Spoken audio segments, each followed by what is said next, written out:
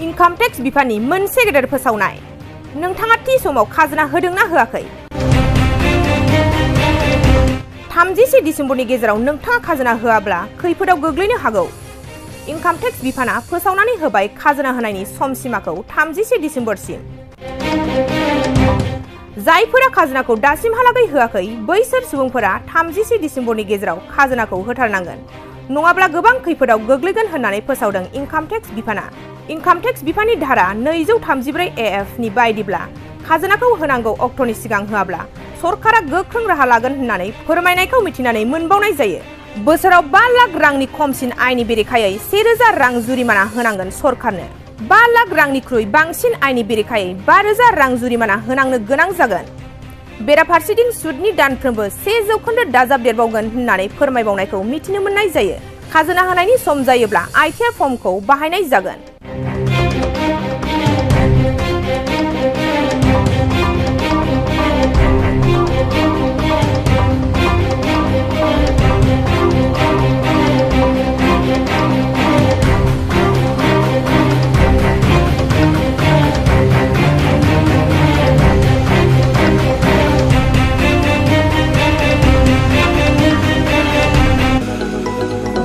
मोनसे गोजोनथाव खौरां। क'क्राझार सहरनि जेडी र'डजों नांजाबनाय सुदेमपुरी गांजिमा बाजाराव थानाय आइ आफा मेडलाइफ BM हस्पिटालाव बेराम सोखानो हानायनि गोबां खाबु दं। आइ आफा मेडलाइफ BM हस्पिटालनि फेसिलिटिफोरानो जाबाय medical laboratory, pharmacy, paediatrics, medicine, gynaecology, dental, urology, dental x ray, play area, x ray, sonography, OT, ICU, NICU एबा PICU आरो आइ आफा मेडलाइफ BM हस्पिटाला 24 घन्टा जेब्लाबो खुलायै थागोन। लांलाय लाबोलायनि एम्बुलेन्सआबो मोजाङै सार्भिस थागोन।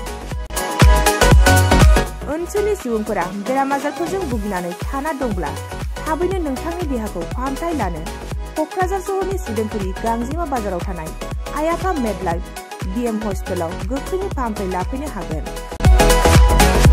आबुङै मिथिनो थाखाय 9101655430 एबा 8822 688 026 जानबुं नम्बराव खौरां लाहरनो हागोन।